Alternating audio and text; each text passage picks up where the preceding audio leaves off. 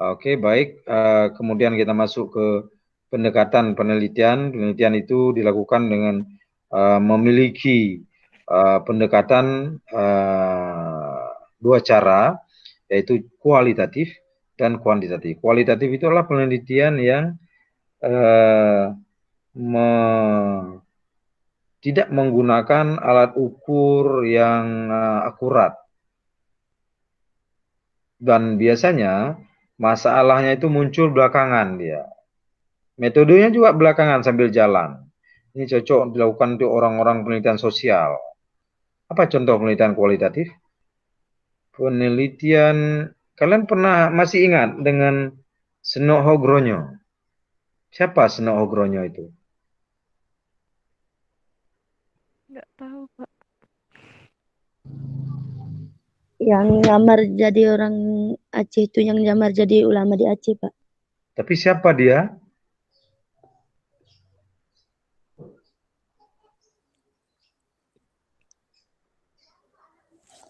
Nggak Ini tahu, Pak. nggak tahu kalian Seno Hogronyo ya?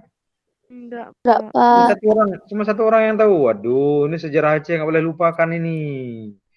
Nggak boleh lupakan ini. Kenapa kita di Indonesia ini kan Aceh yang paling telat dijajah oleh Belanda. Nggak bisa masuk orang Belanda itu ke Aceh. Lama sekali. Baru setelah berapa tahun? Setelah 200-an tahun ya. 200 tahun lebih dijajah Indonesia di Pulau Jawa, Sulawesi dan segala macam itu terakhir baru bisa masuk ke Aceh itu. Kenapa? Karena pada waktu itu kita sangat fanatik dengan agama. Kalau ada orang yang mau masuk untuk menghancurkan agama, melarang kita beribadat, melarang azan, dikuasai oleh orang kafir, Aceh itu siap perang jihad dan mati syahid.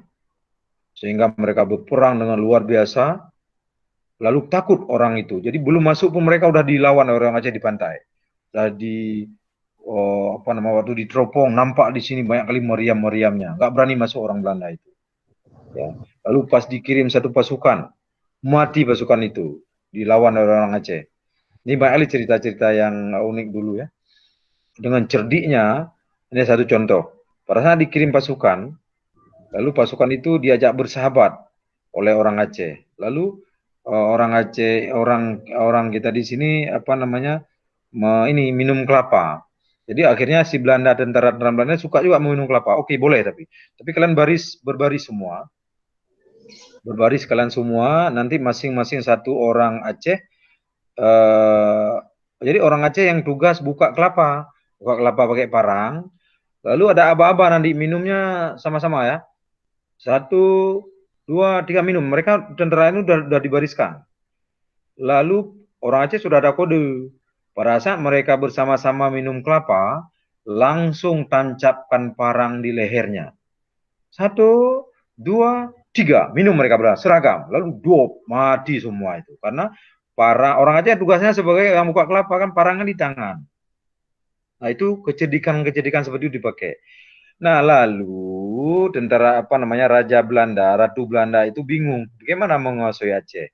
Karena dilihat orang kita di sini adalah cukup fanatik, cukup kuat agamanya. Kita hanya dengar apa kata ulama. Orang Aceh itu hanya dengar apa kata ulama. Itu sama itu, baik dari Gayo, dari sini juga dari Banda Aceh, dari Aceh itu sama. Apa kata ulama itu yang didengar. Lalu diutuslah nama seorang prajurit namanya Seno Hogronyo. Dia ahli peneliti kualitatif. Ya ini ilmuwan, Seno Hogronyo ini. Seno Hogronyo sebelum diutus ke Aceh, dia belajar dulu, dibayar oleh Ratu Belanda, belajar ke Arab 7 tahun. Belajar ilmu agama Islam di Arab. Dia sudah fasih bahasa Arab, fasih tafsir, bisa membaca kitab, bisa sholat, semua ada bisa dia. Tapi dia tetap kafir. Tetap dia tidak mau masuk Islam karena justru tujuan belajarnya itu untuk agar dia bisa jadi pemimpin di kalangan orang Aceh, karena orang Aceh hanya mau mengangkat pemimpin yang beragama Islam, siapapun. Sampai sekarang juga ya. Kalau dia itu baik azan, lalu jadi khatib, jadi ceramah segala macam kan orang itu simpati ya. Simpati dia itu orang-orang itu, makanannya disuguhkan ya, semua dihormati sampai sekarang. Oke. Lalu Senogronyo dengan keahlian sebagai peneliti kualitatif, dia masuk ke pemukiman masyarakat pelan-pelan ya. Pelan-pelan pertama sebagai pedagang dulu, lalu bersahabat, lalu tinggal di kampung. Dia pinter azan, dia juga jadi imam, dia jadi khatib, dia bersahabat dengan orang, dan dia buka pengajian. Pada saat dia buka pengajian, dia barulah terakhir-terakhir sekali, udah akrab orang semua, baru dia tanya, mana kita akan melakukan kasihan orang-orang kawan-kawan kita ini berjuang di hutan, kita enak di sini belajar, mengaji, belajar sholat, tapi orang-orang kawan-kawan kita itu makanan pun nggak ada di hutan. Kemana? Mereka berada di mana sekarang? Biar kita antar makanan. Kita kasihan dengan mereka itu. Nah, itulah akal busuknya si Senogronyo. Apa yang menarik sebagai peneliti?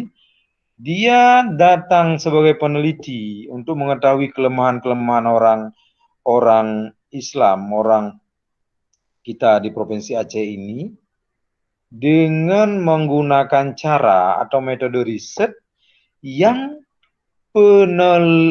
yang respondennya atau sumber orang yang sedang diteliti itu, yaitu masyarakatnya, tidak tahu bahwa masyarakat itu sedang dijadikan objek penelitian. Nah, itu kualitatif. Paham? Paham, Pak. Pak. Ya, kalian kalau buat penelitian besok, bagusnya masyarakat itu nggak perlu tahu kalian itu sedang meneliti.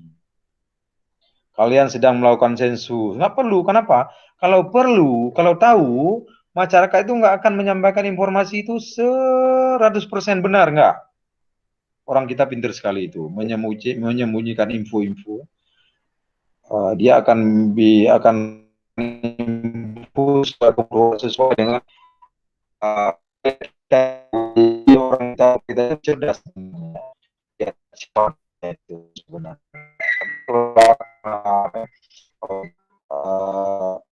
Namanya berkawan, sudah diterima sebagai keluarga. Nah, itu apapun aplikasi ya. Boleh bisa pun kita diajak tidur di tempat dia pun akan juga dia sudah akrab. Nah, itulah penelitian kualitatif. Dan penelitian ini nggak berat-berat sekali dia. Yang penting hasilnya nanti tercapai, targetnya tercapai. Ini paling menarik adalah satu kasus contoh dikenal dengan istilah lain adalah underground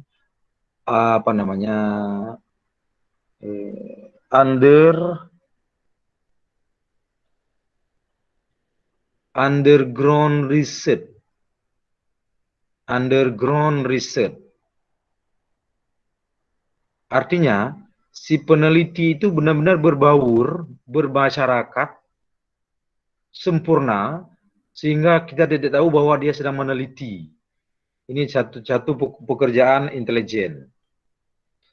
Intel yang benar itu adalah dia nggak boleh kasih tahu sama orang dia Intel.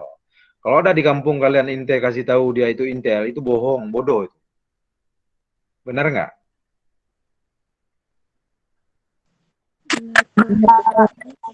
Tiba-tiba orang yang berbuat salah itu udah ditangkap. Ya, dia itu intelijen itu hanya menginformasikan saja. Dan nggak boleh tahu bahwa dia sedang meneliti siapa yang mencuri.